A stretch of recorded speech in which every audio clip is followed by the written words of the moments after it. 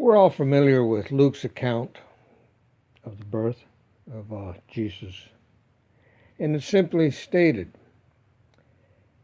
that while they were there, Mary and Joseph, the time came for her to give birth. And she gave birth to her firstborn son. From the second chapter of Luke. On the day that the expectant parents arrived, nothing at all was available, not even one of those crude stalls. And despite the urgency, no one would make room for them. So maybe it was in the common courtyard where the travelers' animals were usually tethered that Mary gave birth to Jesus, with only Joseph there to attend. Seeing her pain, the stinking barnyard, their poverty, the indifference of the people, the humiliation, feeling shame at not being able to provide for young Mary on the night of her travail, everything that would make a man cry or curse occurred. Now, Jesus wasn't born in a freshly swept county fair stable. We missed the whole point. It was wretched, scandalous, with sweat, pain, and blood, and cries as Mary reached to the heavens for help. The smell of birth mixed with the stench of manure and acrid straw made for a contemptible setting.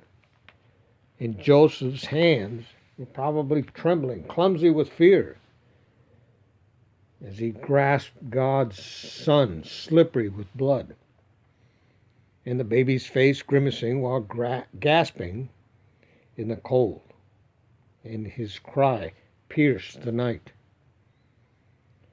William Blake, in his poem Infant Sorrow, "My mother groaned, my father wept, into the dangerous world I leaped." No other baby born that day into the world seemed to have lower prospects. The Son of God was born into the world, not a prince, but a pauper. But there will be a day when you will see the Son of Man seated at the right hand of power and coming with the clouds of heaven, that is, the armies of God. Mark 14. What a paradox. St. Augustine said that the infant Jesus was unspeakably wise, yet he is wisely speechless. And Lucy Shaw, in her poem Mary's Song, writes, "Quiet he lies, whose vigor hurled a universe.